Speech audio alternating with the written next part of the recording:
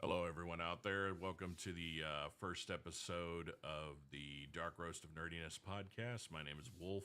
In a minute, we'll have our co host Shark joining us. We're going to watch a few trailers today, kind of just give a feedback of our opinions of some of the things coming out. Basically, this is the first episode. We're kind of trying to get all the kinks out and hopefully get better as we go along. We got a few other guests and people that are eventually going to hop back in, and we'll definitely. So hopefully we'll get all the kinks out. Sorry for the audio feedback there. Gotta love when YouTube does what the fuck YouTube does. So the whole point of this show is basically we all just kind of wanted to get together, group me and Shark, and eventually have some of our friends hop in, cover everything from coffee culture, eventually do some reviews. Me being the prosumer person, someone who has experience in the coffee world but was never a barista, could have been a barista. Uh, Kind of get my factorial opinions of like different equipment, different things that are coming out, different coffees. Then we have Shark, who is your beginner level person. So, and eventually we're going to have a friend of mine, Gabe, come in, who's a barista. So, when it comes to the coffee spectrum of this podcast, you're going to get kind of the three level views, which I don't think has ever been really put forward in the coffee spectrum right now. You have a lot of people out there, great people like Lance Hendricks, James Hoffman, Brian Kwan, who are professionals in the realm that own their own companies, have barista experience, roasting experience. Some of them are world champions. And then you have people like Prometheus, who's your prosumer market, who is closer to where I'm at. And then you have people like Shark and friends of mine who are coffee drinkers, but you don't really have a voice of the beginning crowd, in my opinion. There are a few out there, but not many. So that's where we're going to kind of come the coffee views of what we take are going to come into play. Now, as for, of course, the name, the nerdiness, we are all pretty much nerds. Nerds about anything, airsoft, video games, movies. And today we're going to kind of center in on movies and specials like that. Hopefully we won't get struck. Like I said, it's the first live stream we're doing something like this. And according, if I understand the TOS of good old YouTube, or as I call it, CommieTube, and yes, we are on it, sadly. But it is the only thing out there that does what it does. We are basically going to be watching a few things. Hopefully, we won't get stripped. And if you're joining in live, hop in the chat, say hello. And if you're watching this afterwards, feel free to drop us a line. And like I said, this is the first one. We're going to continue. We're going to try to make this a weekly or bi weekly thing. And let's go ahead and get to it. And I'm going to go ahead and bring Shark in, and he can introduce himself. Hello, sir. Hello, There hello, you hello. are, coming in loud and clear. Nice. Hello, hello, hello. I am the shark. All right. Okay, so like I was telling everybody that is hopping in, we're gonna watch some trailers right now. The first few ones, I'm gonna go ahead and play the sound. The only one, sadly, you won't be able to hear, ladies and gentlemen, is going to be, from what I understand, the Superman one, because of the audio and the copyrights and Sony and Warner Brothers being who they are. I'd kind of like people to be able to see our first episode and not get stricken down in a matter of seconds, all because, well, we played 2 seconds of an audio clip and they were like, me. So that's how it kind of goes. So, first one we're going to be hopping in here is, for those of you that know, we are ultimate nerds when it comes to gaming, especially the space simulator genre. And Shark and I are avid players on Star Citizen. So, once we get the Discord up and going on, if you are seeing this video after it has gone live, we will be putting in our links for our personal channels. My link is already in there. For some reason, Sharks, I was trying to find yours, it wouldn't find it. So I will add those in the descriptions later. And feel free to join us. We are going to have both of our referral codes. So if you know a few people that want to hop in, please use those codes down the line. And those can be found on our personal channels. So first one we're going to take a look at here is going to be the Mirai Guardian, the new ship that just came out with 4.0. For those of y'all that don't know, Star Citizen 4.0 Alpha just dropped for the public to be able to play. So if you already have the game and you haven't been on in a while, I suggest hopping in. It is very well worth it. Shark, what's your thoughts on the game so far from what you've been playing? There's a steep learning curve. I would say that it's not one of those games that you're just going to instantly hop into and just be like, "Oh, I'm the boss." as you well know, until you got your joystick set up, uh, it was kind of hard flying around with a mouse and keyboard. Wasn't that easy?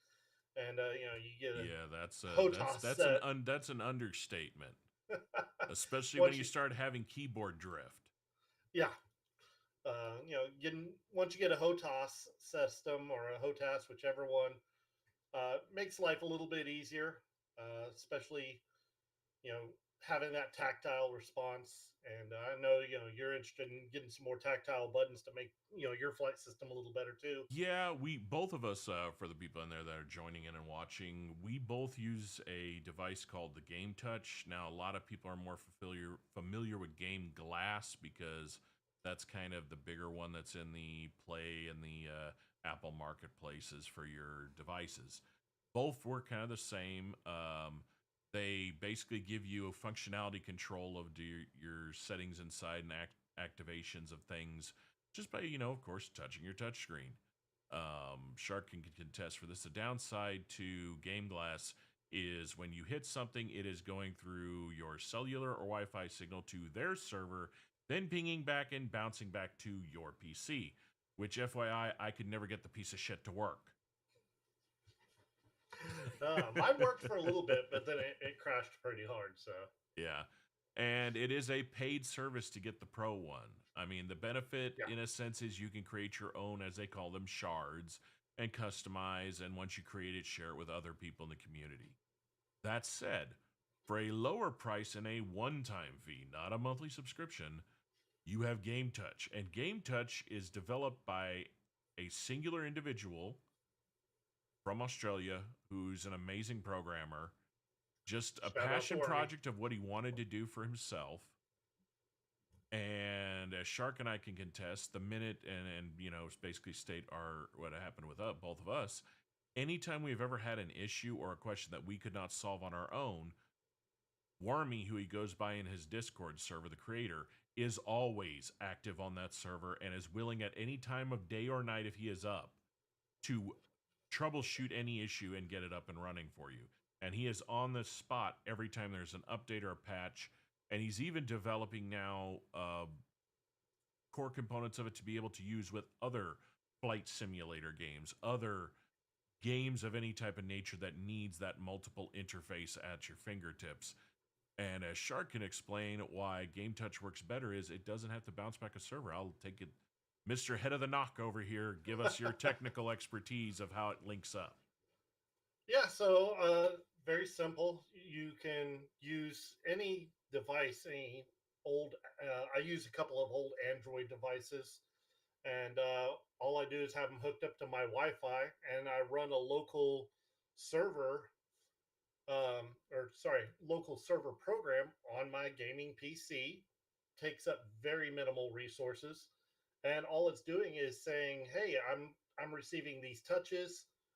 And I mean, I've noticed whenever I was going through, we were talking, zero lag. We're talking, zero point 0.2 milliseconds. It's real quick, and I get more lag out of the game than I get out of the Game Touch. If I touch something, I can literally watch the commands pop up and make sure they're running, and I'm still waiting on the game to catch up and go, huh? But once again, we are in 4.0 alpha. Yeah, and to be fair, most of the time when the game goes, sometimes it is a lag of the internet. It's a multiple issue of things connecting to each other. And I've noticed the only time it ever does it to me consecutively is, of course, when you're trying to hail the goddamn tower to get the fuck out of your own hangar. Yeah. And it's just, huh? Huh? Yep. Huh? So, if you are interested, we both highly recommend Game Touch. Um, and like I said, more coming out for more games that you're probably playing out there. And give the guy I a believe shout out.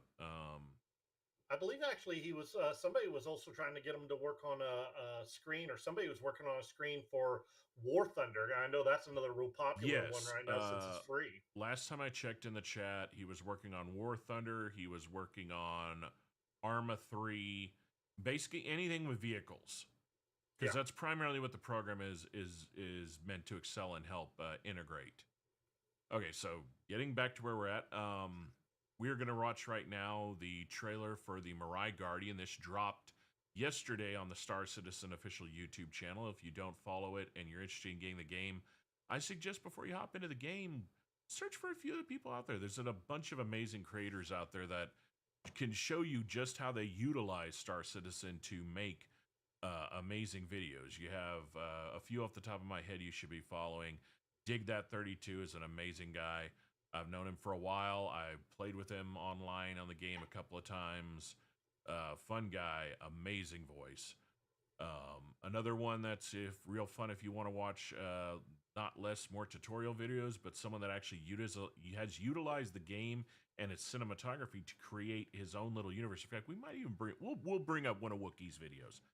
Wicked Wookie has literally turned an entire section of the gameplay into a skit of running a used ship lot on one of the planets. So yeah, we are definitely gonna. I'm gonna definitely pop one of his videos on near the end here because it's just a trip watching his stuff. But this is basically the first video dedicated showing out the new ship. It is a heavy fighter, and let's give this sucker a go and watch it now.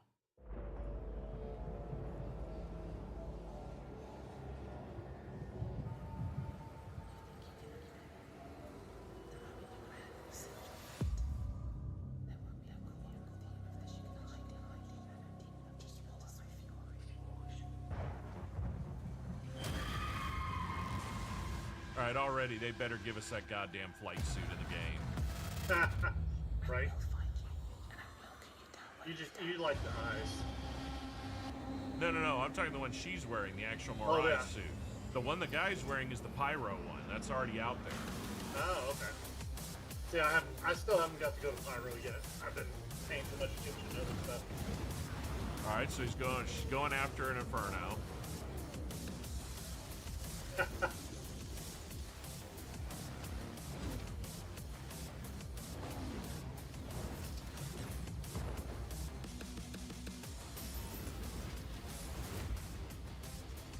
So here's the crazy part. That ship even has its own bed. It has an interior for a heavy fighter. Yeah. Even a bed you can log off in. Only from Mirai. Okay. I am. And yeah, I'm not, as many people can see in my background, I'm more of a Trekkie, but definitely some other vibes going on there. Yeah. Of a well-known sci-fi. Yeah, I am definitely getting TIE Fighter. Yeah, it's definitely TIE Fighter vibes. The bubble and everything kind of makes me what was the name of them? What was the name of the race that when they cracked them open they were pure light in Babylon 5? Oh, goodness. Their ships had that bubble cockpit style. For whatever reason, and I don't know why, my brain was more thinking along the lines of Pee Wee Herman's voice. And oh God. God, what was Fly the Navigator? For some reason. My brain went there with the interior and the bubble there. Okay. I can kind of see that one. Not so much in color, but in shape. I was like, oh, okay, I can see that. Yeah. You know, since we're kind of on the Guardian, let's I'm trying to think who had the good video the other day of the breakdown of it. I don't think it was Board. Yeah, it was Board. Hello and welcome to some more Star Citizen with Alpha 4.0 kind of big. So I'm gonna mute this one out for the chat here, so they can actually basically hear us and you can see my screen. So basically, this is going to kind of be the walkthrough that you're seeing, Shark. You go out of the pilot seat, and you actually have, full ventilation systems, full open up. Hmm. But when you go into the next room, you actually have a small habitational area. See? Okay. Which is very odd because none of the other fighters in the game have this. You got a bathroom. He's kind of taking it. This is one of the videos where he takes a little bit of a longer time. There he's going to the back. In the very back, you actually have a suit locker. You have a weapons locker. So you can literally be in that sleek suit up front like you're supposed to be without full armor on in a ship. And then just kind of hop about. And you know how as it goes right now, people are going to figure out a way to put a few little boxes in there to haul stuff. Oh yeah, always. So, but yeah, that's kind of it. I'm interested to see. Like, I haven't gone on the game since it's been updated and it's been brought in, so I'm not too sure how it flies yet. But if it flies anything close to the Furies are fun. And from what I understand, even though this thing has only one size 2 shield, it has almost 40,000 hit points. It is a tanky son of a bitch. Dense metal. Yeah, and it has 24 size 2s. And I think it's two size 4 custom bespoke cannons. So they're not fast and they're slow to recharge, but they're not meant to be. They're Heavy meant hitters. to just they're meant to basically kick your enemy's dinghy in the dirt real quick. So yeah, definitely going to be an interesting show. I'm kind of curious to see where it goes,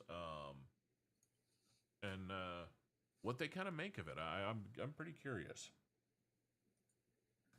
Yeah, definitely be I mean, it looks like it's going to be a fun ship to fly, regardless.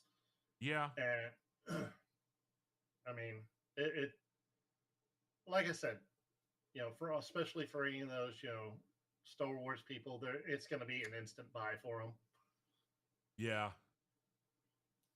That's it's interesting. You can definitely see a lot of the designs are reminiscent of other sci-fi series. That's clear and plain to see. Well, something interesting. There are very few that actually take it from the Trek side of things. I mean, only two of the alien ships you can tell they definitely swiped Bird of Prey and Romulan Warbird from their design just by the beak on that. The Talon is definitely a micro Warbird. Oh yeah. Something I've noticed though with the newer designs, that the older designs, I've started to notice little things about the ships. One of my favorite ones, the Freelancer, it doesn't have a weapons rack at all. Yeah, but you got to remember, it's not in gold standard yet, so that could be something that they add down the line. You got to remember the whole modification to armor and weapons hasn't come full swing yet. That's gonna be in 1.0 alpha. That's a design though. That's an interior design item. But like, you never ever walked through the Retaliator before it became gold standard. There are a massive amount of changes they made to the interior that when it went gold standard. So for those of you that are joining in, gold standard basically means the ship is done. It is as far as they're going to take it. It's perfected, and that's it. Only a few ships in the game right now are at gold standard. Everyone else, several others, they were close to, and then they realized, wait a minute, we're shifting a little bit more of the gameplay design to this and to this, and they're still kind of tweaking and adding things on it. So yeah, it's definitely going to be interested to see where that ship goes, what happens, how it flies. I'm just more curious still, again, when the more bigger capital ships come out. Hey, RSI, Chris Roberts, I want my goddamn galaxy. Give me my galaxy. I want my Star Destroyer, jackasses. Oh, I didn't tell you this. Little tidbits, spoilers to people that actually watch this and play the game. I have information that even y'all don't have now. All the Star Citizen people. I have information even you don't have. Because a little birdie from a little company, when I went to check on my order status, I decided I'd give a shot in the dark and ask a question. So let me grab my phone here so I'm not misquoting. Do. If I can remember what goddamn hell it had. Ah, yes. Here we go. So the question I asked.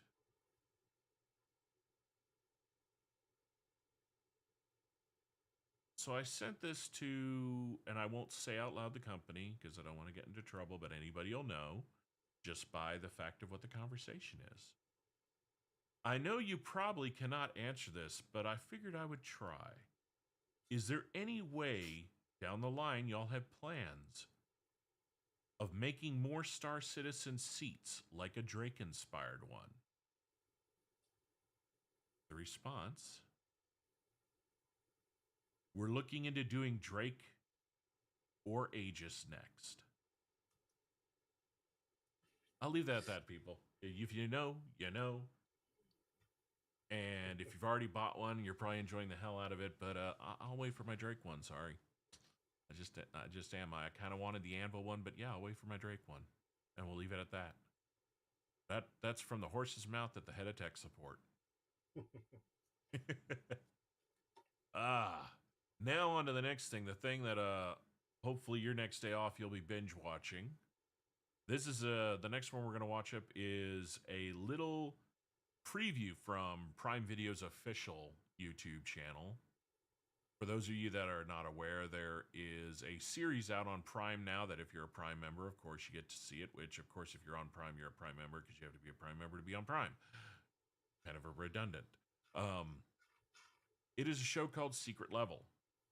Now, this entire show is done by the same crew that did Love, Sex, and Robots, which I think was one of probably the most beautiful animated series I've ever seen. The standalone stories, I can't think of a single one that I wouldn't watch over and over again. In fact, some of them... Dark. Oh, yeah. So dark. But that's what I loved about it. Oh, yeah. So Secret Level, to every episode takes a take on different video games. The one we're going to watch is, of course, for Warhammer 40K. Now, there are some amazing episodes out right now. I think they're at 10 episodes out so far. Every week, I think they drop 5 more, and I'm not too sure how many are going to be in total before the full first season run is done. Little tidbit of funniness, one of the episodes is actually for a game that Sony yanked after a week because nobody played the damn piece of shit, called Concord. Pretty funny that a game that wasn't even out yet got a little animated thing made about it. You know, I want to know how much Sony paid to you know, kiss butt to get that made, because every other game that they do a video on has been out forever. I mean, there's an amazing one about Mega Man. There is a twistedly dark, fucked up one about Pac-Man, and I'll leave it at that. Probably one of my favorite ones in the series. So if you haven't checked it out, check it out. And right now, we are going to play the Warhammer 40K trailer.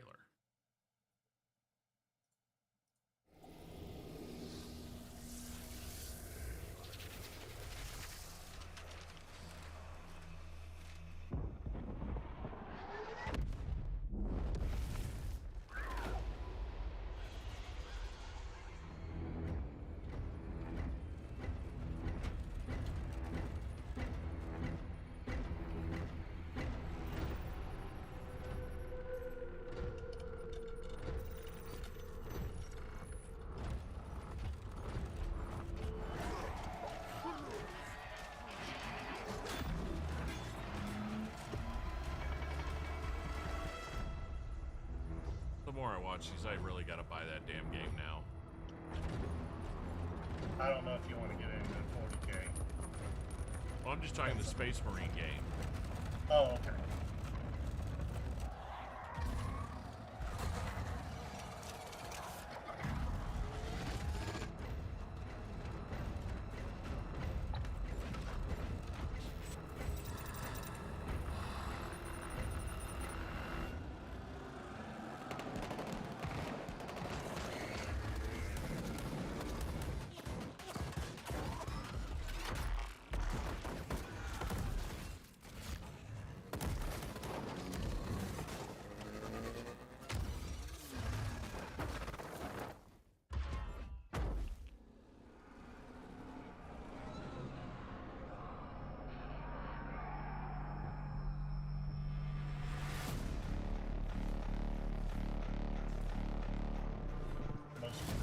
force in the universe.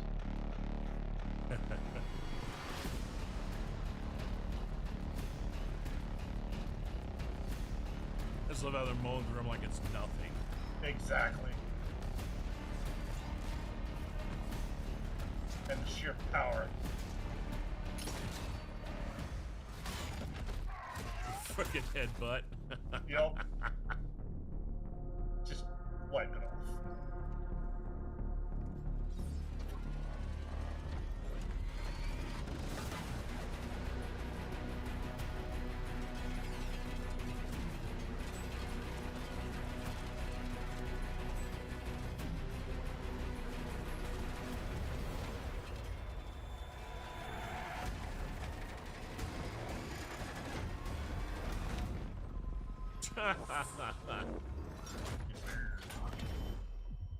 Obliterates the vehicle just by ramming it. Yep. So, on a side note, somebody actually made the chainsaw. I mean, the Oh, yeah. chainsword, and it's functional. Oh yeah. Oh yeah. I mean, you gotta remember, 40K's been out. The history of 40K has been out forever, and I mean, because you've got, I never got like deep into that, but the Necrons were also really cool. I thought personally. Yeah. Space Wolves were a little meh. But yeah, there were a lot of different really cool, fun races with that. But yeah, the Space Marines were always supposed to be just like some of the most brutal out there, hands down. Nice. Yeah, no, that episode, you definitely have to see the whole thing. It is just incredible, especially on a damn good TV. Oh yeah. Like that beginning doesn't even tip the iceberg of where it goes. Yeah, it just definitely like saying, ladies and gentlemen, if you have not seen Secret Level, go check it out. It is very well worth it. I really have to hand it right now. I think when it comes to like some of the animation stuff coming out, it's like a battle right now between Prime and Netflix. I mean, there are people that had yays or nays on their opinion of like Arcane Season 2. I don't know much of the full lore of that game, but I will say from the standpoint of the visualness and the art style, it's fucking gorgeous. I mean, all the way down to little tiny details of like when hitting the rivet shank and cogs break or seize, and solenoids engage in a gas releases or hydraulic fluid liquids out. Little tiny details. It's like you didn't need to put that in, but the person that did it just was like, somebody's going to notice it, and they're going to be like, yeah. And I feel like whoever's like behind a lot of the stuff going on is just, they're fans and they want those little details, and bring them all.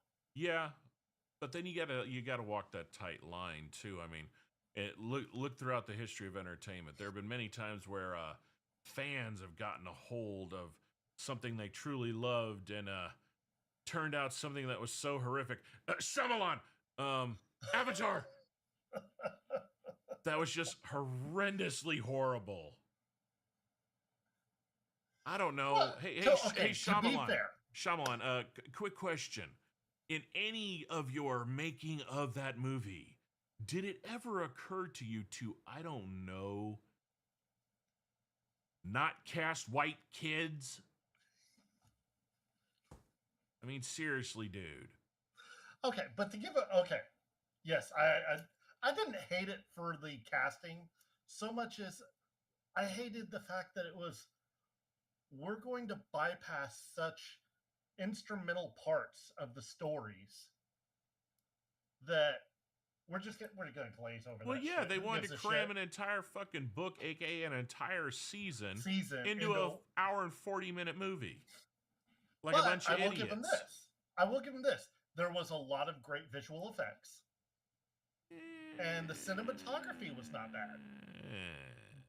But the rest of it was There pretty was much some bad dog cinematography shit. choices, and the special effects, nah. When I'm saying they it weren't only bad. took I a didn't say month. they were a It only masterpiece. took a month for it to come out before people like Corridor Crew and some of the people that were just beginning at those days made their own version on a shoestring budget, and it turned out 10 times better. True. And I mean, you But- take a look now at what Netflix did with it, and they show you, if you take the time and have a better understanding.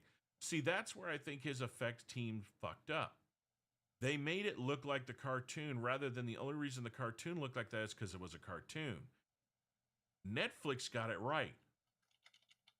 Fire should move like fire. Water should move like water. Air should not be shown as gusts around it, but the debris creating the flow patterns. And earth bending looks like it would. You're literally using brute force to yank rock out of the ground and project it forward. And we haven't even seen the best earthbender. That'll be next season when they bring us Toph. Yeah. Oh, well, we don't know because now, I don't know if you've been paying attention, but they're in the talks or they're in production, one of the two, of doing another piece of the cycle and showing a earthbender-based avatar. Oh, you mean basically they're going to go back to, what is it? It's like, wasn't that like the 5th Avatar? No, they're moving forward past Korra Oh, in the animated series? and the animated series. Oh, I'm all for that. Mainly just because it wasn't until Korra did we actually, how should I put it? Well, not put it. That's the wrong word to say.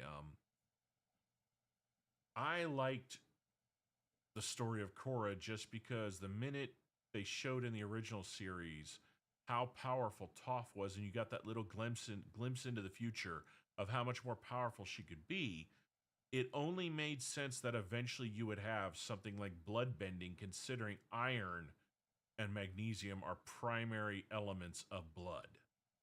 But they weren't earthbending. That wasn't earthbending. That was waterbending. They were using the water of the body for bloodbending. No, that one secondary villain in Korra was an earthbender. Oh, Yeah. you're talking about the dude with the mask, right? Yeah, he was an earthbender.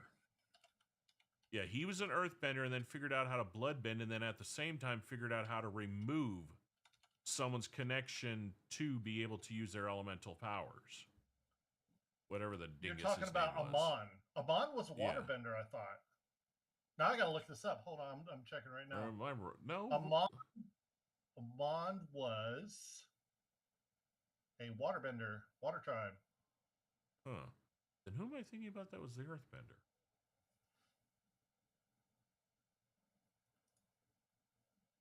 Or maybe I'm getting them confused because maybe they were fucking with liquid metal.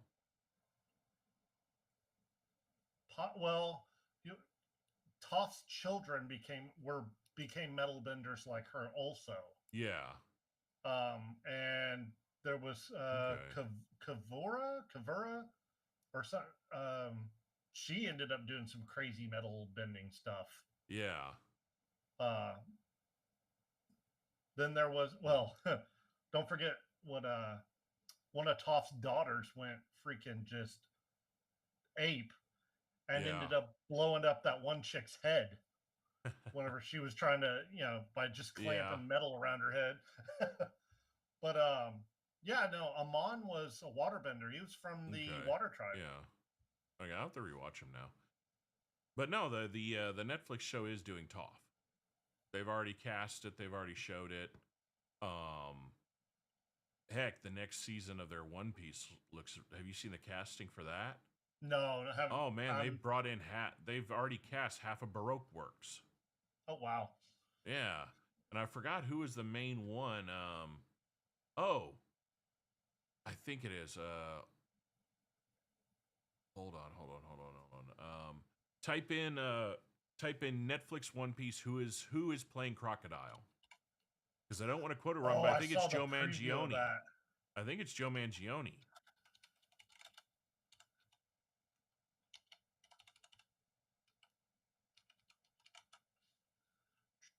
Because they did Joe Mangione. Yeah, Yep. Joe Mangione. Yeah.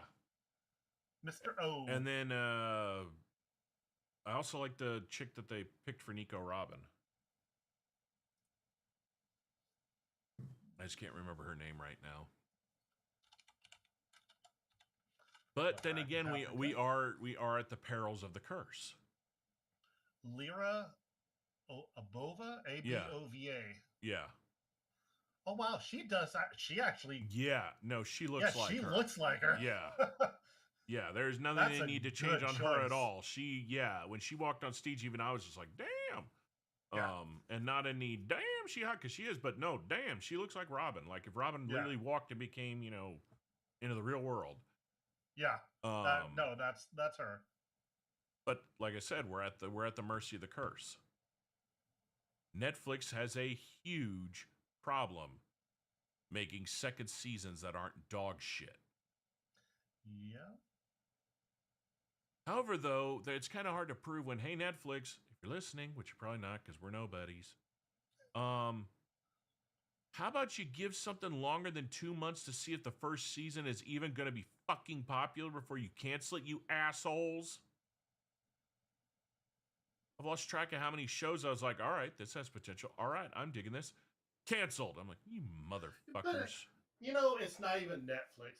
I don't even blame Netflix for this. It's an overall curse. Like, I could probably go back and find so many shows where it's like, me personally, I was all into it. And then you're like, oh, well, we aren't getting the ratings we want, so we're cutting this. And it's like, but it was a great show. It had a lot of people. Why? Yeah, they just, I don't know.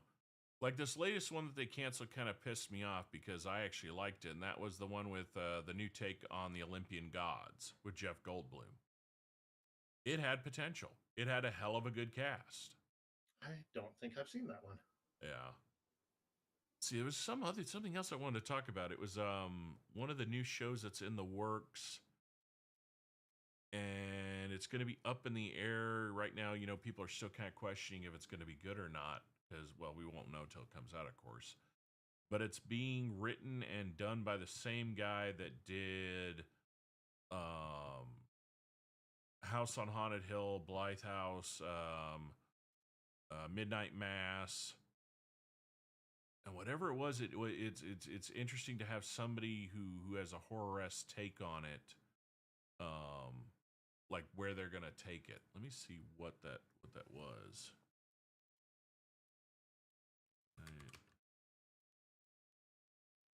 See, it should bring up. I'm gonna go to IMDb and see the director name. Okay, yeah, Mike Flanagan. Let's see, what is he working on next? It should tell us. All right, biography.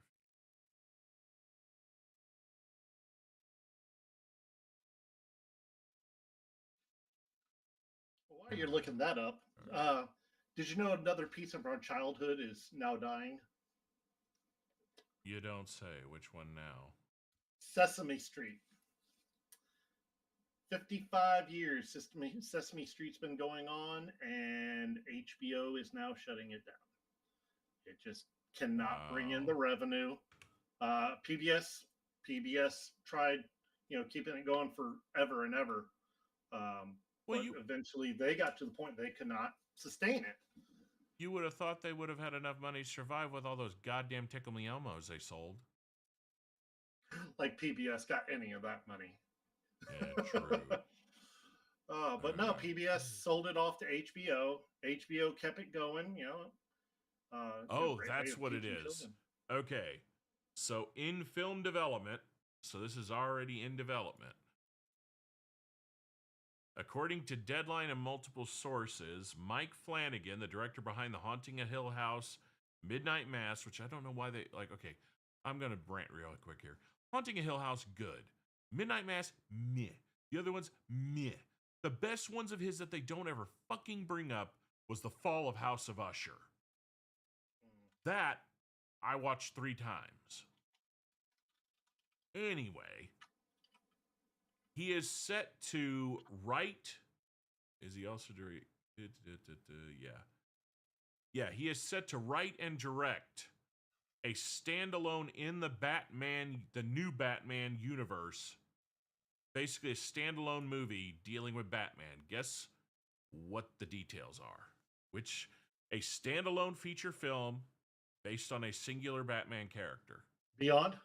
The Beyond character? No. I don't mean like a series of characters, like Oh, a gotcha, singular, gotcha. kind of like they did Pengy on Yeah. the HBO series. We won't talk about Joaquin Phoenix anymore since Falea Pupu was utter fucking dog shit. God, that movie's fucking horrible. Let's see. Who haven't they done anything really with? Hugo Strange? Or Strange, I could see coming in down the line, but mainly with Strange, you're going to have to build more other characters around to kind of make him bigger. Because remember, Hugo became big in the comics and the series because of his experimentations on the people that were already in Arkham. yeah. Not to mention, he was also, that's the one thing I will hand that the TV show Gotham did right, is it brought in the linking between Hugo Strange, the League of Assassins, and then on the side, he was also working the League while also working the Court of Owls. Mm-hmm. So, okay, I'm just going to get to it. It is going to be in it. This is confirmed. The first part is going to be rumor. Rumor is the movie he's working on is going to be R-rated. The confirmed part is what he's writing a script for and going to direct is Clayface. Oh. So you have a guy who's damn good at writing horror, damn good at writing people character-driven horror, writing Clayface. And if he does a good job, Clayface is one of those characters that, other than the 1990 animated series, they've never ever showed the complexities of how he really wasn't a bad person to start, but turned into it rapidly. Yeah. However, though, I will say, again, Warner Brothers, if you're listening, do a goddamn Freeze movie. You want a character that would make an amazing singular story without even needing to bring the Batman into it till later? Victor Freeze. Yeah. We were And talking I about got that the other day. the perfect person to cast for it. The perfect actor. Oh, come on. What was wrong with Arnie? God, don't even get me started. The Ice Age! God. Honestly, that was the worst part. Wasn't Arnie, because he got as good as you're going to get Arnie at that time. True. I mean, the script on that was shit. Yeah, let's just face it. Schumacher was a shitty fucking Batman director. It was a money grab through and through. Yeah, but even his movie prior to that, Schumacher sucked. Oh yeah. The whole ideology of cramming multiple characters, multiple villains into movies was stupid. In fact, I got to agree with Nerdrotic and a few of the other people on YouTube, and they put it the best, especially Gary and Nerdrotic did, which is, you want to do Batman and his menagerie correctly? Why not do it as a fucking TV show?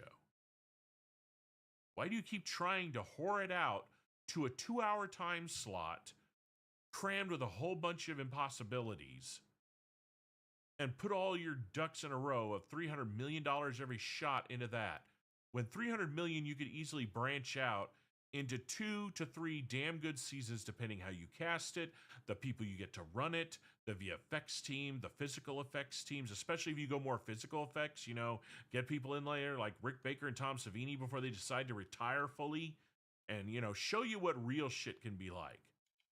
Instead of, let's take that back. You can get 3 seasons out of $300 million if you don't hand it to Leslie Headland and Kathleen fucking Kennedy. God, $320 million on the fucking acolyte. What a fucking joke. That thing there are fan fiction that looked 10 times better than that piece of shit. I only made it to the second episode. I'm sorry. I saw lesbian space witches. I'm like, deuces. And it wasn't just that. I didn't care about the lesbian part. There's Daughters of Dathomir. There are all sorts of characters like that in Star Wars fanfic and book lores that have been around for forever. What caused me to check out was when she sits there and literally says the twins had no father. I wanted them and birthed them. First of all, that just means you just birthed chosen twins, which never fucking happened before, and basically made the entire Anakin storyline total dog shit that he's not the chosen one, because up to the lore in canon, that was the first time in recorded history that that ever happened. And this is where the Acolyte went. Yeah, let's just screw the pooch on Oh, absolutely yeah. everything. And then to correct it, they had all the fucking Wikipedia sites about Star Wars altering shit left and right to make it work. I don't know. Yeah, look, I want to know, man. She must like slob that knob good, because she is the only person in Hollywood to literally kill an entire fucking damn near kill an entire franchise, and everything she has touched has lost a total of like $2.4 billion, and she still has a fucking job. Okay, so forgive me if my ignorance on that particular side of the house, but I always remember seeing videos. I think they were called the Eternal Twins or something. The two, like, one was always dressed in black, one was always dressed in white. They had like yellow lightsabers. Okay, those are from the Old Republic, but they were natural birthed. They were just okay. they were diodes in the Force. Gotcha. Kind of the same how in the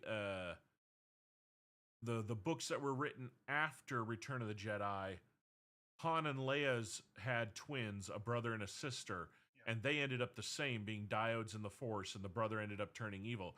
Which, hey, by the way, LucasArts, rather than do the Rey movies, you could have casted every fucking person that was in the film the same, except make Kylo Ren, well, he already was their son, so he stays their son, but make Rey their daughter instead of this Palpatine fucking bastard child left on fucking Tatooine to fend for herself, and in, you know, one fucking movie automatically can kick Luke's ass.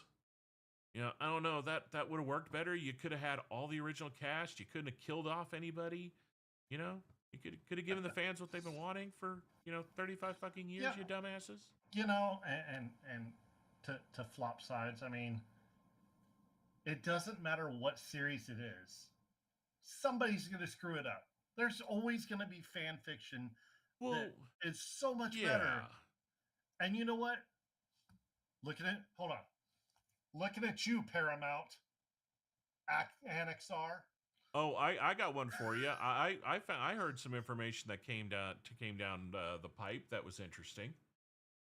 Do you want to know why Lower Decks is not going to get another season? That this one is the last season, even though they didn't give it a finale? I haven't seen this one yet.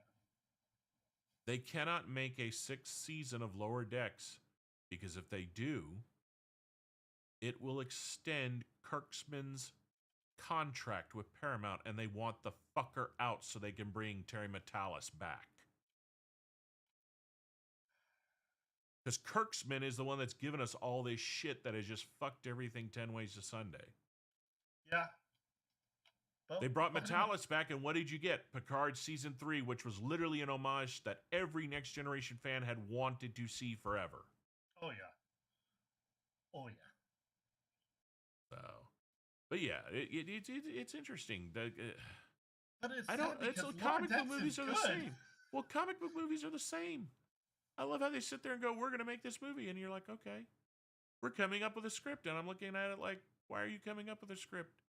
You got 50, 60 fucking years of them. You don't even need to make a fucking, what's the damn thing where they put out each scene in drawings? The storyboard. You don't even do a storyboard. You got it there. Just flip the fucking page. What? That's all fans. They think fans want this grand story they haven't fucking read or seen. No, all we want is what was on the goddamn page to be on the fucking screen. And not look like shit. It's the same thing with books. All we want you to do is bring to life what's on the paper. And they can't even fucking do that. Don't change the characters. Fucking leave it alone. I mean, seriously, you want a movie that barely followed the book. I mean, I'll give it credit. It followed the book a little bit closer than others do, but had an amazing storyline that could have gone so much further than it did. You would have had to probably do 2 movies to do it right, and you would have made money because the book is one of the biggest selling sci-fi original books of all time. Ender's Game. Oh yeah. Oh yeah. I'm not But saying they fucked it up. They condensed it. They chopped it. They did not give you enough building into what they did to him and his story after when he leaves. No, Ender's Game should have been a 3-part series. Yeah. Hands down. Hands down. Give me a second real quick.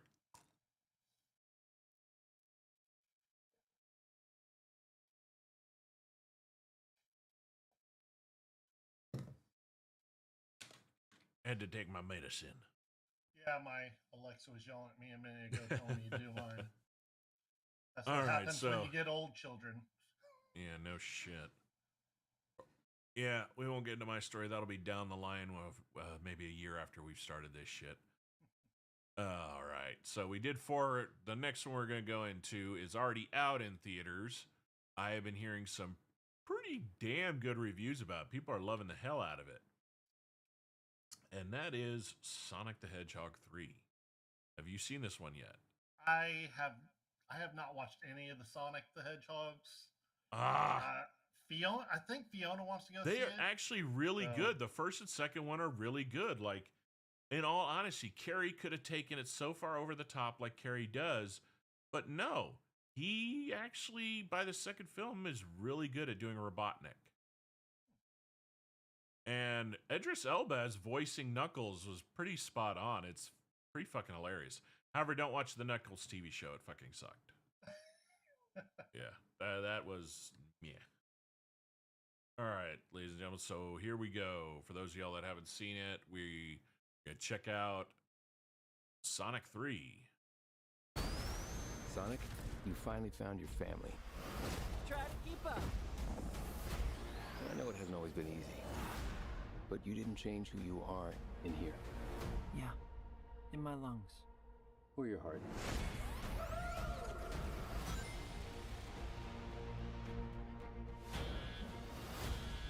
There's been a high-level security breach.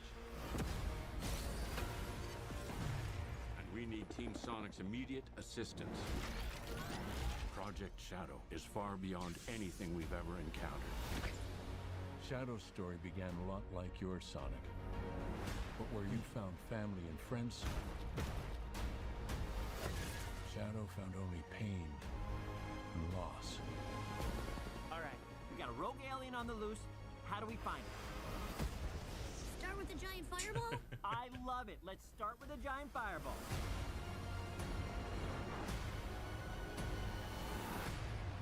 He is much more impressive than the hedgehog I fought previously. Dude, I'm standing right here. You're a colorful bunch. We don't want to fight you. Actually, Sonic, I would like to fight. No, no!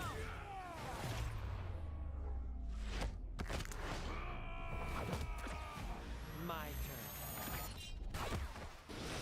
Can we just talk about this?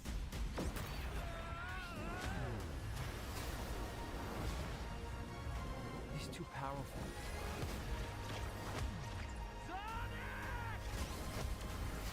I can't believe I'm saying this, but we need you-know-who. This is a bad idea. When has that ever stopped me? Doctor, We have visitors. this is sad, Robotnik. Even for you. We need your help. On one condition. Do this! If I can't rule the world, I might as well save it! I need room. But, sir, I don't have the proper materials. Found some.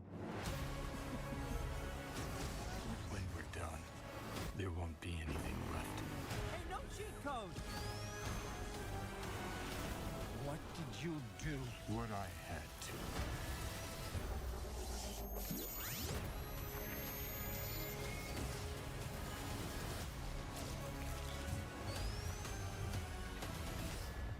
Welcome home, my boy. It's impossible. Is it? It couldn't be. Couldn't it? Are you? In the saggy flesh. Sonic? So what do you think? Interesting. Really not my cup of tea, but I can see why my kid wants to go see it. Yeah. I gotta say, I enjoyed the first two a lot more than I thought I would have. Did they ever bring in like Amy and all the others, like the girls? That's rumored in this one. Oh, okay. So, yeah, I love the fact that Shadow is actually being voiced by Keanu Reeves. Yeah, it's got that nice, dark, deep. Yeah. I will say, though, it is still hilarious that every time I do see Sonic, I remember the first images they released of that other version of Sonic they were going to do that was so fucking hideous. Oh yes. Oh, man. Well, and speaking of blue and weirdly shaped, I mean, whenever I first saw the live action Lilo and Stitch, I was. Yeah. Personally, I'm so fucking sick of all this live action shit. They just need to end it. Yeah. It's getting fucking ridiculous at this point. It's not needed. Like, and I don't understand why Disney is the one leading the charge on it. It's like, why don't you take a note from what always worked? You have all these newer movies that you released in the last 20 years. Vault them, and every 10, 20 years, re-release them with more behind the scenes, retweaked graphics, redo this, like Disney used to do, and he sold VHSs for decades doing that. But no, they want to, let's live action. And then they wonder why it fucking bombs, because you're remaking something nobody asked to be live action. There was a reason everybody loved it as animated, because, I'm sorry, animals like Sonic work because the way they look. You make a realistic looking animal talk like a human and you get into Uncanny Valley and it's disturbing. Just a little bit. Which is why right now their Mufasa is bombing fucking big time. Because again, nobody wants Uncanny Valley animals. And second, nobody asked for the story of fucking Mufasa. It was not a story we needed. Lion King was perfect to stand alone on its own. My question is after the Lion King, you got all these animated things. Well, you know, the Kid of Scar and all these other ones. Yeah. Why didn't the early years of Mufasa come up then? Why couldn't we get a lineage cartoon instead? Well, the problem is my issue. You're going to try to do Mufasa, and now really, you don't even in the later years of the live action or the story you're telling, you can't get James Earl Jones because he's gone, sadly. Correct. But you still could get Jeremy Irons if you wanted to. By the way, you just cut out your. Oh yeah, now you're back. Sorry, hidden buttons over here. Quit hitting buttons. Okay, so that was Sonic. Now this one, the next one we're gonna watch is The Gorge, and this one came out of nowhere because it was actually came across my Apple TV feed, which, yes, sadly I have Apple TV, but hey, I like Silo and I like a few of the shows. Which, by the way, if you haven't watched Silo out there, check it out. Second season, I haven't made my decision on because it's still being released. First season was damn good. And if you are a fan of sci-fi, you are not a true fan of sci-fi unless you have watched the TV show they did called Foundation. And for those of you who do not know, Foundation was a massive story written by one of the greatest sci-fi writers of all time, Isaac Asimov. And I see somebody's got his fuzzy butt with him. Oh yeah, he's coming in here making his presence known at my feet. Yeah, you're not giving him enough attention. Pretty much. Yeah, Say hi, Jack. Mine's passed out in the living room. Or else she'd be up here crying nonstop. Right. I'm sitting here looking at the cast here for The Gorge, and we got Miles Teller, Sigourney Weaver, Anya Taylor-Joy. Yeah. The dude right here, I always forget his name. The main Snoke? guy. Oh, that's Miles Teller. Oh yeah. Oh, sorry, that is Miles Teller. Yeah. Yeah. No, it's like I said, I hadn't heard anything about it, and then all of a sudden it popped up as something that you could basically add to your watch list for when it releases. It'll be in your feed immediately, so you can watch it. And it looks interesting. So yeah, let's take a look, ladies and gentlemen. This is going to be coming out on Apple TV. You can find the same trailer we're doing at Apple TV's main YouTube channel. And this is The Gorge.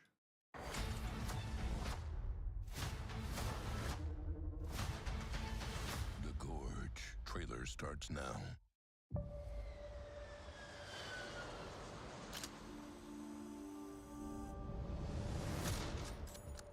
I have new orders that require me to go dark for at least a year, maybe more.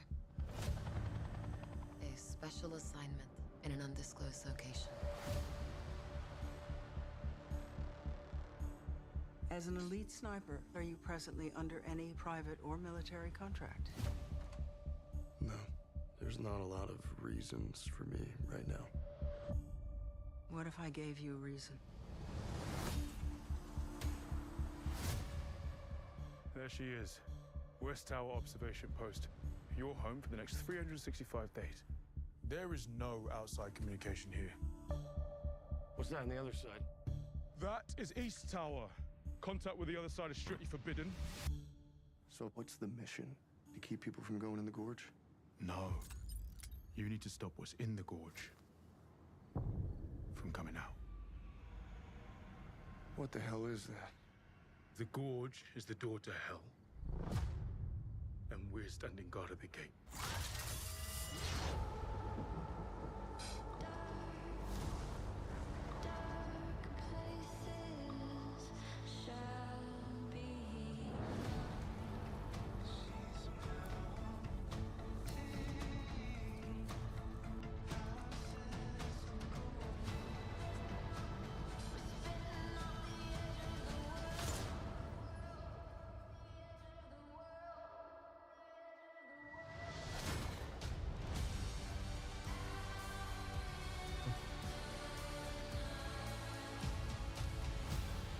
What's the truth about this place? What's the truth about the gorge?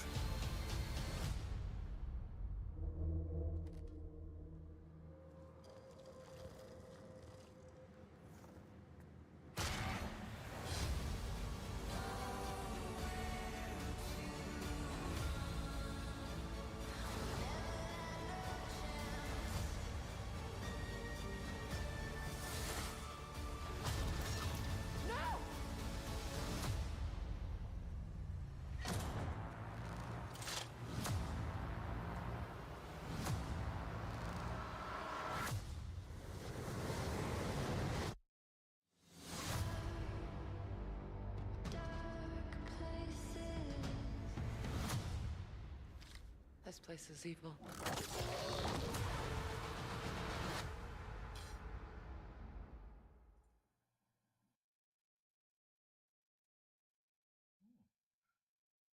So what do you think? Interesting. I like the premise. Yeah, and oddly enough, I off the top of my head can't think of anything it's ripping off. No, that's Yeah. I like the premise. I'm like, it's a little bit original. Yeah. Plus, I ain't gonna allow watch anything with her in it. So, however, though, I wish she would come back and do my favorite character she's ever done. Which one? She, in my opinion, did well the only live action version of this character we've ever seen. To put it simply, I did not dislike the New Mutants movie. I did think it needed a lot of work. That said, her take on magic was perfect. You haven't seen it, have you? No, I haven't seen that. I was trying to think. I've seen her in something else, though. She was in Furiosa. Okay. Yeah, Mad Max Furiosa. She played Furiosa in that one. She was in the Queen's Gambit. That's what it was. She's been in a ton of stuff, like recently. That's what it was. So yeah, that's your report. One of your take home assignments from this podcast. You must watch New Mutants. Done. because she actually plays a damn good like a pretty comic book accurate version of Magic. Okay. In fact, all of them did. It was a good movie. It just it has its issues. I'll leave it at that.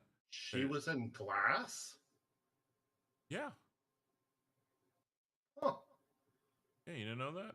Nuh-uh. Yeah, no. It didn't click. Like I said, she's been in a massive amount of stuff. All right, so since we've got this one, definitely, like I said, ladies and gentlemen, if you haven't seen it, it's worth rechecking out the trailer on your TV if you haven't seen it. Or well, you just watched it with us, but it's well worth it to see it in 4K and in all its fucking glory. And for all you Sonic fans, she played the voice of Princess Peach. Yes. All right. Now for the big boy. So do we take the roll and gambit and let the stream listen to the audio, or should we just mute it and talk about it as it's happening? I think we mute it simply because first time. Let's not catch that strike on the first hit. First go out. Yeah, you're right. We'll definitely play it safe. Okay, ladies and gentlemen. So here is the official teaser trailer. Now remember, ladies and gentlemen, if you are going to watch this, you can catch it on DC's official channel, Warner Brothers official channel. Basically, almost everybody that shares movie trailers, all of them have the same trailer. There are no variants out there. Little personal feelings, the way I feel about things. If you're gonna watch shit, don't watch an IGN. IGN's dog shit now. Anytime a gaming network starts talking about politics, they can just go right off and fuck themselves. You're a gaming network. Yeah. And that's all their crap is. As for movie reviews, before we hop into this, just because we're kind of going, my brain went into that spectrum real quickly. If you're one of those people that you definitely got to listen to reviews, you got to look at reviews, all that stuff. There are multiple good people out there on YouTube if you just want to listen to like the general person's take. If you want to listen to like the directorial people that have experience in film, check out filmthreat.com. That's Chris Gore and Adam Ming. I think I pronounced Ming the Merciless is what his nickname is. They have been diehard movie fanatics and know multiple people in the industry. I love their reviews. Don't listen to fucking Rotten Tomatoes is dog shit. It is paid for ass bullshit. You don't believe me? Go look at some of their ratings. When their critics literally say 99% top critic, it's certified popcorn fresh. But then the audience scores a fucking 10. That tells you that their critics are either paid for shills or utter tards. We want old school Robert Siskel and Ebert. That's what I was trying to. Yeah, give some old school. That's the thing. We don't have anybody like that anymore. And the funny thing is, people sit there and they look at kids, younger people that did not grow up with them, have heard of and have heard of them. Go watch some of their old episodes are on YouTube. And what made Siskel and Ebert an amazing duo to review films is two things. They both had polar opposite tastes in films, and on a personal level, fucking hated each other. So there was no way that anytime they ever saw a movie and both of them are astonished at how much they both liked it, you really knew that, oh, fuck, this is probably a damn good movie then. Because to get a chance of getting those two guys to really actually ever agree on anything was a rarity. Mm-hmm. But yeah, we don't have that anymore. But then again, we have very little discourse. You got to remember, anytime, you tote that line, you're toxic. And you're a problem. Right. Gotta love it when people call people fascists and Nazis, yet everything they're doing and the way their mentality and the way they twist things comes straight out of the book. Yeah, no kidding. Yep, we're going to talk about tolerance while stabbing you in the back going, Zieg smile, Zieg smile. Another rumor mill I heard. Apparently, Mel Brooks is working on Spaceballs too. I heard that too. I heard that a couple of months ago. Yeah, it'll be his final project. I mean, Jesus, the guy's what, 98? At least. Yeah. Like I said, my perfect idea was for it. How do you do Moog? Well, dogs only live for 14 years. Yeah. It's theory to believe that a half man, half dog would not live as long as a human. So instead of barf, you have son of barf. Or hell, have a couple of little barfs running around. So evidently this is going to be an Amazon production. Yes. With Josh Glad in it. Yes. So it became an Amazon production because that was part of his agreement that he had to do one big movie project in order to have gotten History of the Book World 2 Part 2 made. And that was Amazon that helped him make that. To my knowledge, that's how kind of Amazon has the reins of this. And, it's a flip of the coin that it's Amazon, but let's face it, lately Amazon has actually kind of turned the coin and started backing things the way that we didn't think they would. I mean, case in point, Warhammer 40K, they tried pushing back, and it was actually the game studio and Cavill that stood their ground, and Amazon finally said, okay, if we're going to keep you and we're going to get this done, I guess we get to leave our lore-bending bullshit out of it. Well, and what's going to be interesting is with Spaceballs 2, with the original Spaceballs, he went and got the blessing. Yeah.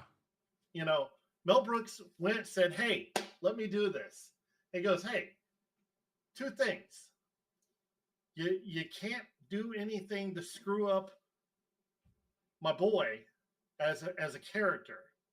So we ended up getting Lone Star, right? Little off topic, so he's not the Jedi. Yeah. So, and they said you can't make any merchandise. Yeah. That was the two stipulations. Everything else was a go. But the question is, now that Lucas doesn't own it, will there still be the same stipulations? Or has Mel Brooks went to Lucas and Lucas goes, you know what? I don't think Lucas can really do anything because the rights on distribution of items now, it is more than a 10% change. They are not the characters' names. You don't even use the Force, it's the Schwartz. It is technically a parody, and there have been toys and merchandise for stuff that were parodies. Correct. Not at the time Spaceballs was made, but now they are. That was and on top of it, well, yeah, but also think about it. On top of it, it's Amazon that's doing it. Disney does not have the money, power, or clout that it used to literally be able to take on the Bezos machine. I'm just saying.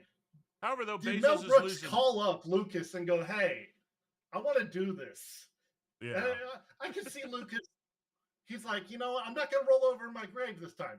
Have at it. Well, rip the dog shit out Lucas, of it. I don't think really even cares. I mean, look how to crap it's gone. Exactly. In fact, if anything, it'll re-energize Star Wars, which is dying. I'm just sitting here going, did Lucas give the blessing? Did Lucas just say, you know what?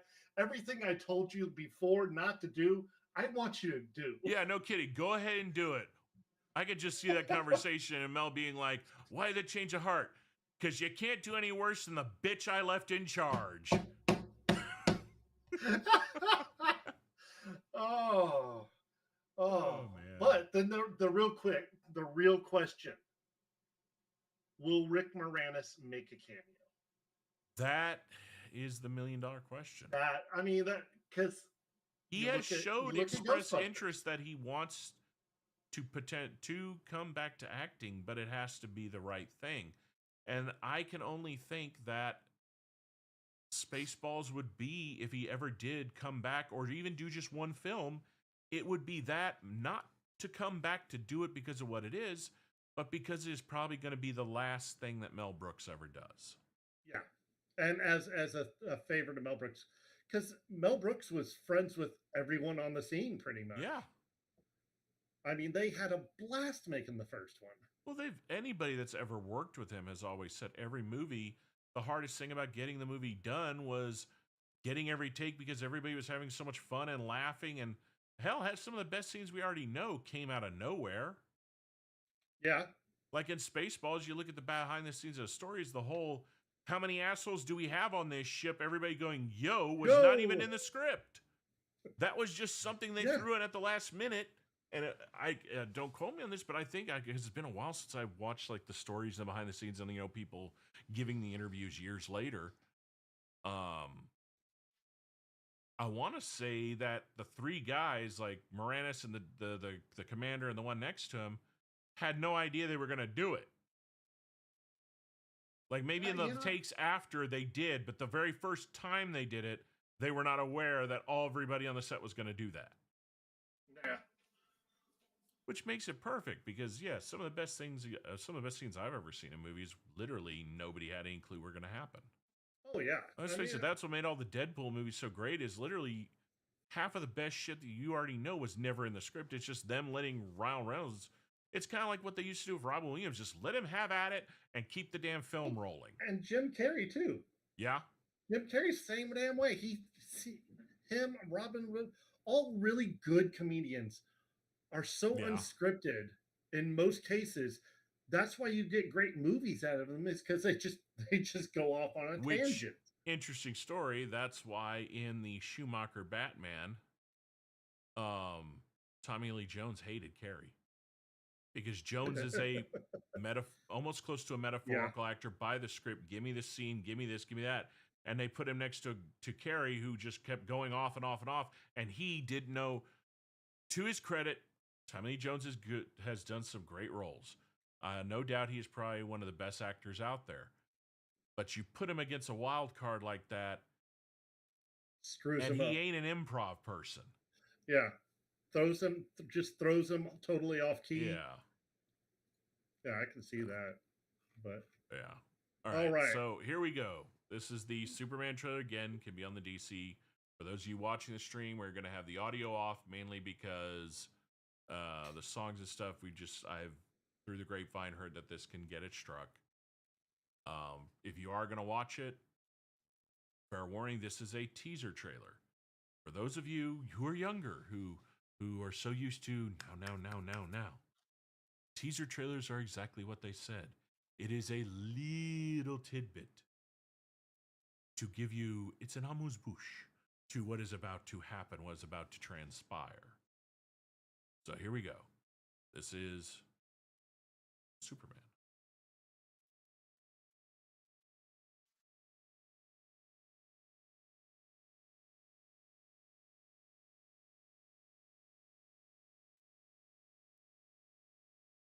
I love how they're starting this off, and I get like he's just got his ass whooped, and you don't think of Superman getting his ass whooped. Yeah, but they open it with a mortality. Yeah, point. And you got him here with doing the whole Clark routine, which I don't know why they had to pick the what do they call it, the broccoli hairdo or whatever it is, the freaking Hassan Piker douche mop. I get this though, because that right there tells you it's a total throwback to OG. Oh, okay, pause real quick. Boy. Pause real quick. You gotta give him credit right there. This is one of the first times, other than the TV shows, we're seeing a Daily Planet that looks like the Daily Planet, and this, of course, guy has to be Uncle Ben. Yeah. And whenever you sit there and you're looking at it, that's a total throwback to Christopher Reeves right there. Yes. That is a total Reeves throwback. And Crypto. I love it. Oh, yeah. Crypto. That's, yeah. That scene's incredible. The tanks and everything. This, I'm interested. I love this actor. And him as Luthor, I think he'll be able to pull it off. Yeah.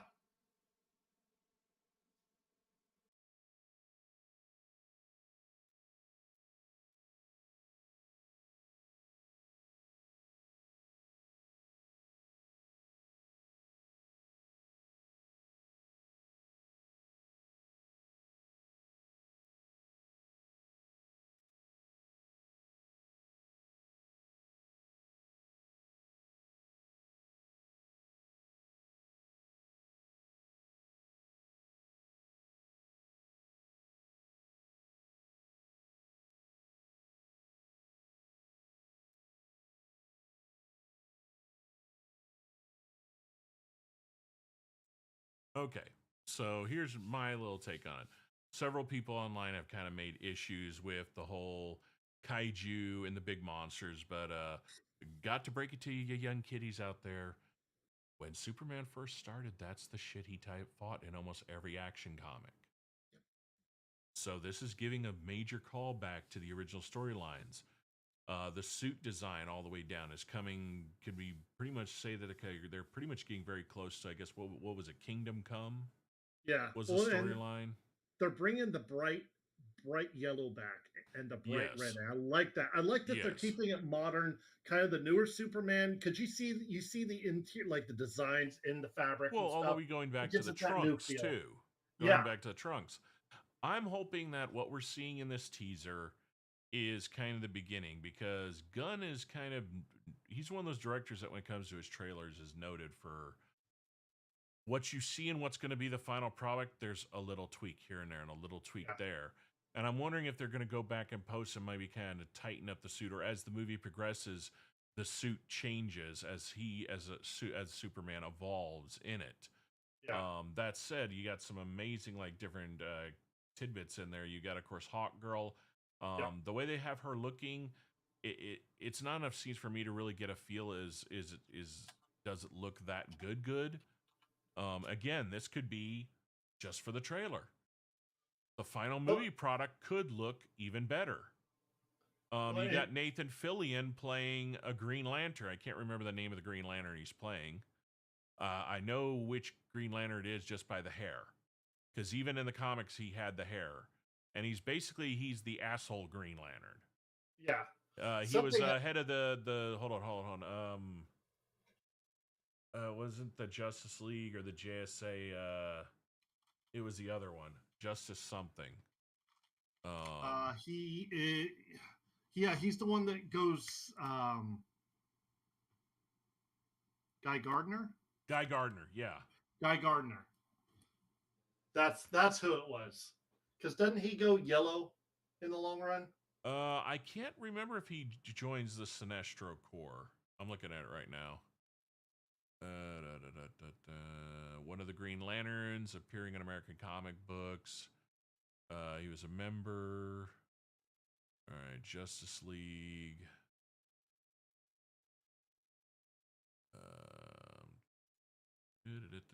Yeah, he was a Green Lantern. Justice League International. Yeah, there you go. That's what it was. Yeah. Something. If you can cut back to 1 minute 50 seconds, there's a little detail there. You're talking 150? Yep, 150 on the dot. I want to know what this is. Is this one of his? No, that's the servant robot that's in the Fortress of Solitude. That's what I was gonna say. Is it Robot Z, X3? He had a few of them.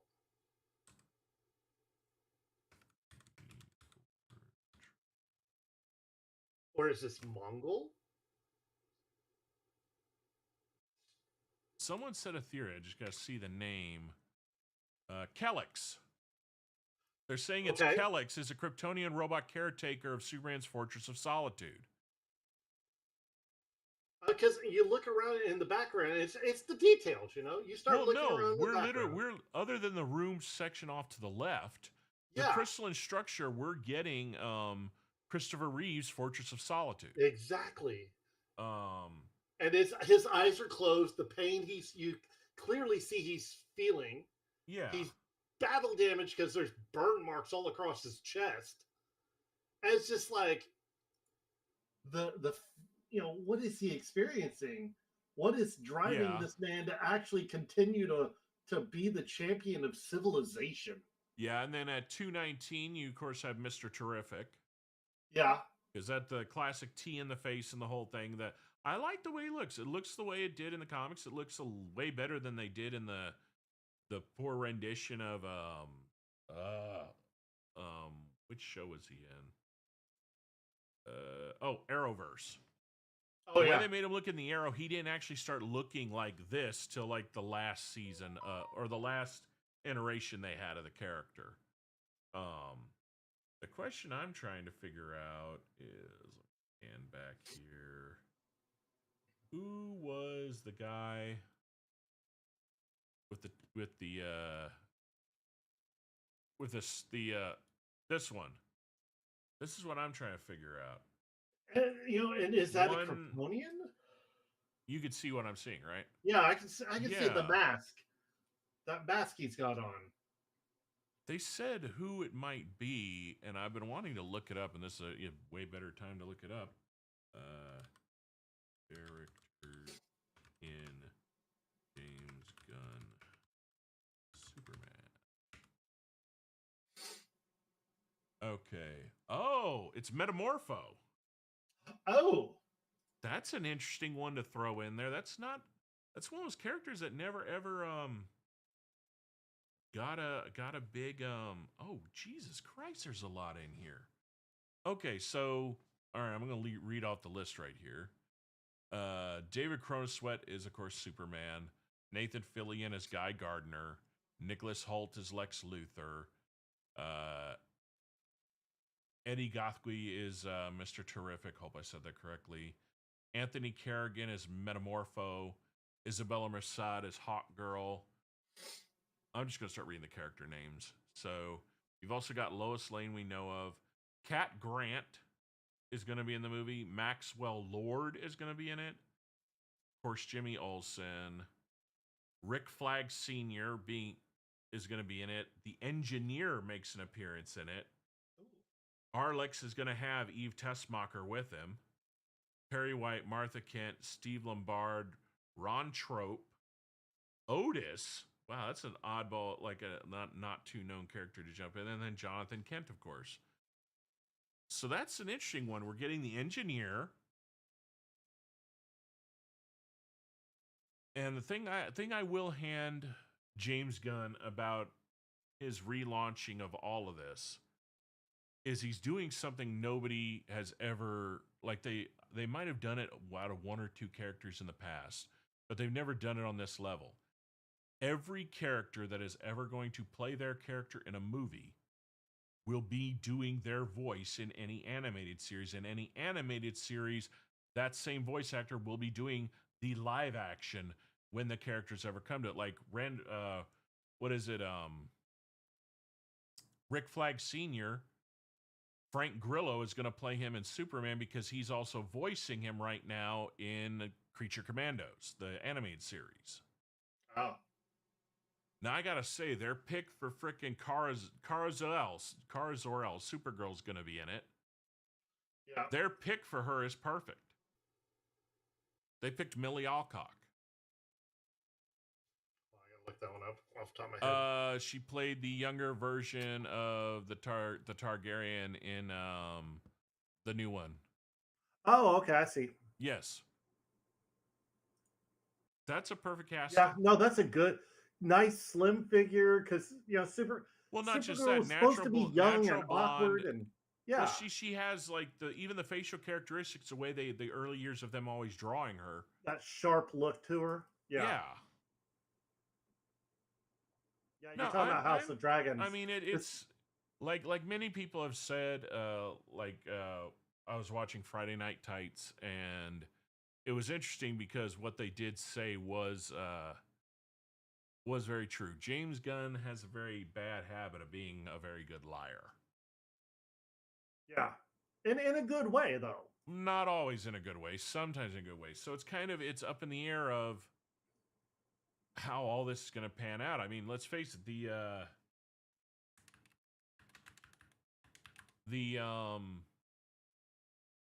this Superman movie is going to make or break his whole shebang. Yeah. So, all right. So let's see. Which one should we? We're going to hop over, we're going to kind of wind it down a little bit here, ladies and gentlemen. And like I said before, we definitely want to show you another creator. This is something I definitely want to do every episode is this time I'm going to pick a creator that I think if you watch this episode, you should go and give a shout out, a like, and a follow and subscribe to on YouTube. And our next episode, it'll be Shark's turn to toss a creator everybody's way. So the one where I picked today is a Star Citizen creator, and his goes by the name channel name Wicked Wookie. And he does everything from short form interviews with the creators and devs to showing how basically implementation of new gameplay features are going to be. Also, he does this amazing little series that we're going to take a nice little look off today. And yeah. So the one we're going to be checking out, I'll let Shark go ahead and pull this up on his computer so he's watching the same one. We're going to be looking at Star Citizen. Scooter sells a Polaris, 50% off. Let me know when you're ready to go, Shark.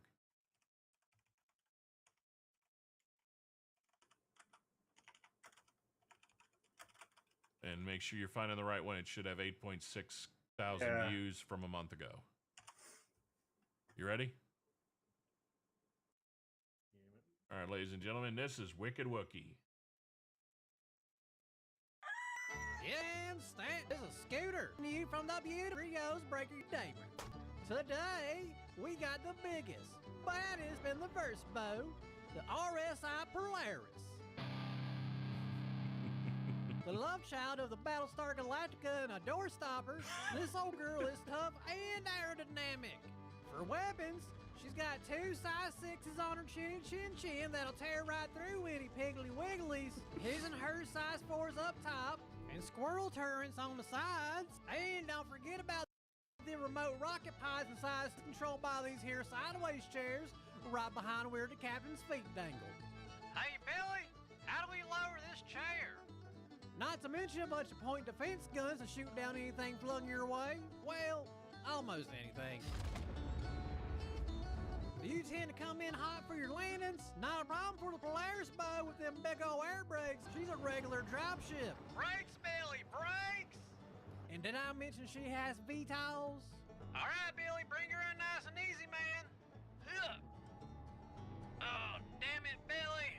And you'll have plenty of giddy-ups to get that old girl moving again with these big old engines powered by this here Power Stroke diesel engine. Now, I know what you're thinking, but Scooter, I don't need a giant warship. Hey, Bo, this ain't just a giant warship. It's also great for doing everyday chores like going and getting groceries, going to the bank. Deposit 42 million credits into the following account or face the boom tube. Oh, come on, give me the cash.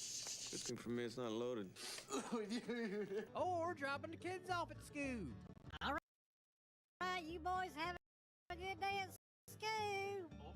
We're not in school, Mimo. And what in the hell are we doing this line? The Polaris even has a hanger. And I know what you're asking, Scooter, what fits in the hanger? You can fit Holts, Vultures, Furies, and if you're real determined, you can even blister in there with extra firepower. Now, the Polaris may look like an armored lawn dart, but it's really the most well-protected cargo ship in the verse bow. The bottom holds as much as a caterpillar, and you still got the top half you can fill up. All right, Billy, roll her over. You get off me, you little shit. What in the hell are you trying to pull over here, Billy?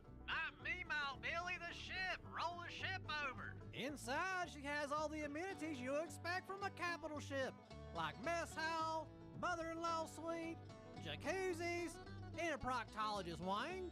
And how exactly did this happen? I don't want to talk about it. And of course, the main feature of the Polaris is them 28 size 10 torpedoes. You wondering how them torpedoes make it past the elevator? It doesn't matter how. All right, and today only, RSI Polaris is 50% off. Y'all come on down, you Scooter sent you. Y'all have a good evening. Woo! He lives on a desert moon, sails 20 ships by mid-afternoon, feeds the beam all front end loader, and spends his mornings trying to get Billy sober. If you need a ship, he's a real straight shooter, and they call him Scooter Lee Scooter.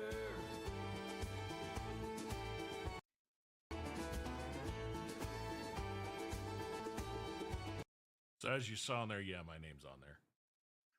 Oh yeah.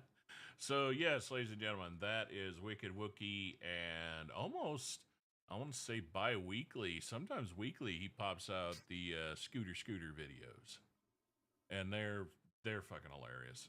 Just definitely like, subscribe, check them out. It's definitely worth a laugh.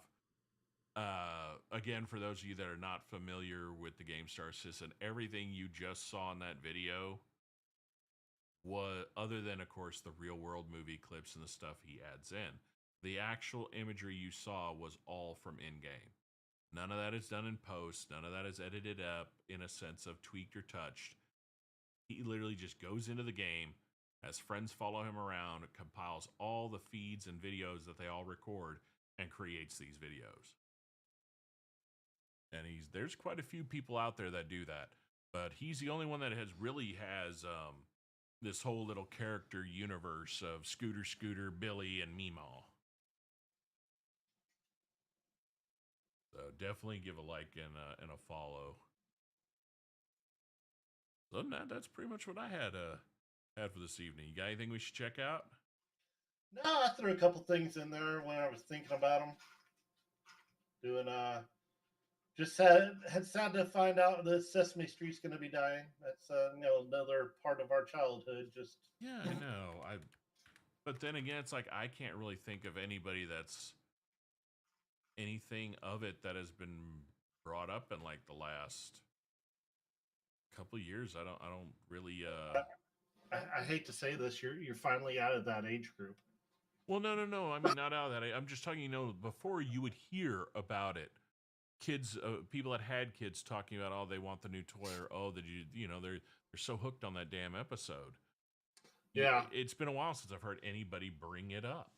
Well, and the reason they're discontinuing it is honestly because of iPad kids, for lack of better terms.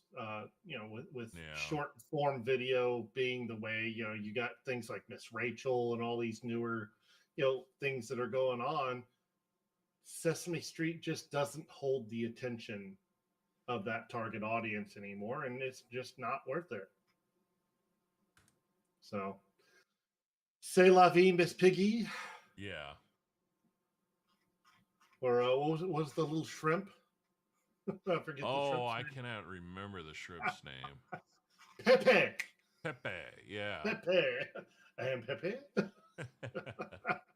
So I decided we're gonna throw one more Star Citizen one for people out there, just because I gotta give a few minutes to my boy Dag. So the one we're gonna be checking out, if you want to search it out, is New Babbage Janitor, Star Citizen Anti. Oh yeah.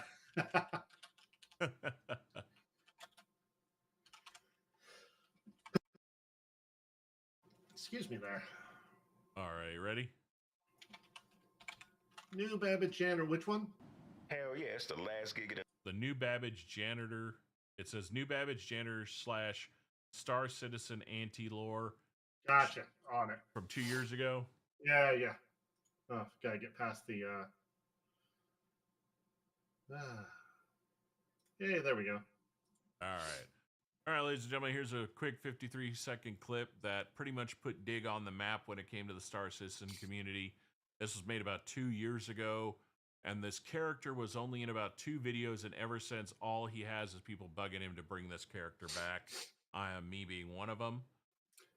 So this was filmed shortly after one of the IAE, which is the big expo they hold at the end of the year, kind of the big shebang of the new ships and all this stuff. And it's always, by the way, if you've never played, again, there are moments like these events where you can hop in and fly for free and play.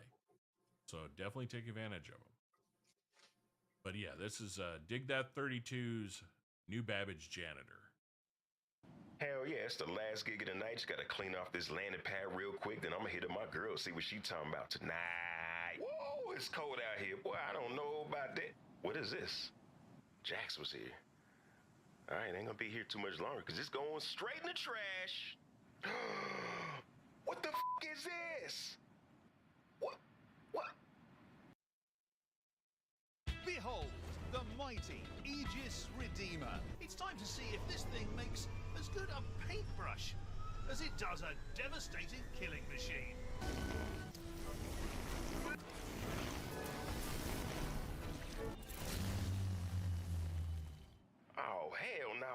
What is this? No, no, no. You, Jax McCleary.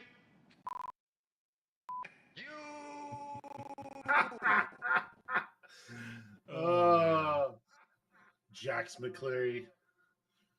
Oh man.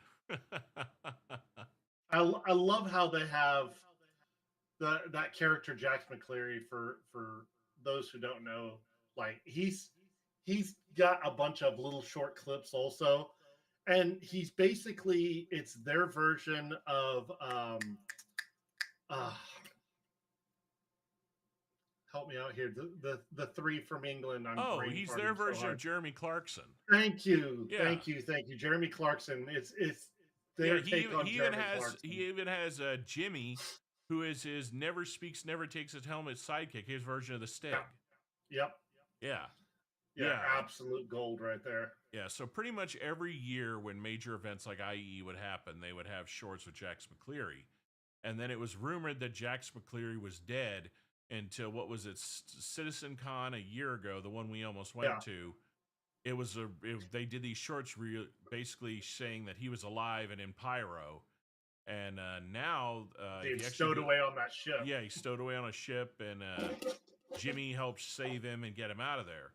And now, according to if y'all start watching the actual Star Citizen channel, they just did an interview with the actual bringing back the original voice actor that did him. So yeah, we're definitely getting more Jax down the line. He's been mocapping stuff and doing a lot of stuff for them. So, but yeah, and again, the Dig That video we just y'all just watched, all of that done in game, all the way down to the mouth moving when it works, actually is pretty accurate to when people talk. Their voice, the mouth will move accordingly to the person talking through the microphone, all the way down to certain things, certain words and tone inflections will actually solicit physical response, like emotions in the face. However, though, every once in a while it'll sit there in the middle of the time going and get a little stupid, but hey, it's still still a beta, people. Well, and what's real fun is you don't have to have really specialized equipment like the Tobii eye tracker to do that. It actually will do that with your webcam. Yeah, in fact, the eye tracker doesn't really improve or take away anything from that or add to it. Not from the cinema stuff. Yeah. Yeah, it just some of these videos, if you do watch them, people, you'll notice, especially people like Wookiee and them that do the cinematic pans and moves. That's where having, other than gameplay, something like the eye tracker comes into play. That's how they're able to do those smooth sweep and pans. That's another thing. If you have never checked out something like the eye tracker, and you play a lot of games where you are flying something or driving, I would suggest looking into it. It is, I haven't played it with one yet. I'm ordering one, but it is definitely a game changer, and it brings the immersion to a whole nother level. Like most of the big good dogfighters in Star Citizen all use some type of head tracking or eye tracking software, just because it gives a way bigger advantage. And like Shark was saying earlier, if you don't have a HOTAS or a HOTAS, and you've been playing games like this, whether it be Star Citizen, whether it be War Thunder, whether it be Arma, hell, even Microsoft Flight Simulator, or hell, even go as far as, what's the damn 18-wheeler trucking game? Oh yeah, Yeah, these things make all the world of difference. And just, they're a pain in the ass to set up, but well worth it. And maybe going forward at some point we'll actually go over our rigs and our setups just to kind of show people, where we started and where we've expanded to at this point. So yeah, that is definitely something. And eventually, like for my setup right now, I've got the removal screen tool running. Eventually, hopefully everybody will get to see the room behind me when it's finally done. It is definitely going to be a full-on immersion homage to nerddom and movies and all sorts of gaming and geekiness. And then, of course, to the behind me is the laboratory, aka the coffee bar, which has way more shit than one person should really need. But yeah, I love it. It's my zen moment every morning. But we definitely want to thank you. We've almost hit the 2-hour mark for this first one. I think that's a pretty damn good thing to do. Again, leave a like and subscribe if you like it. We're going to try to get these coming out as much as possible. And like I said, down the line, we definitely want to have a few more guests come on from different walks of life. We've got a few friends in the airsoft world we're going to bring in to talk about that. Got a few friends in the gun spectrum we're going to bring in, some coffee friends. Got a few friends that are big ass fucking game fanatics, some of them ex-pro gamers and continuing pro gamers. And we even got a few people that are just full-on cinephiles. So we're definitely going to bring in a core group of people down the line, get some reviews coming out on equipment and stuff. And would love to eventually get a core group of audience that loves watching us. And when that day comes, we'd definitely love to do some Q&A streams and get some general feedback and maybe answer questions that people have. But again, I am Wolf. Thank you for joining. This has been episode 1 of the Dark Roast of Nerdiness here with Shark. Shark, go ahead and... Y'all take it easy, and we'll see you next time. Yeah. Again, ladies and gentlemen, thank you for joining. Thank you for watching. It is what? We're 3 days away from Christmas? Yep. Yes, it is 3 days away from Christmas. So if you were watching this before, I hope you have a safe and wonderful holidays. Be careful out there. And if you're watching it after it, I hope you had a good one and you're still here to enjoy it. And the New Year's around the corner. We will catch you on the next show. Again, thank you for joining. Y'all have a wonderful evening.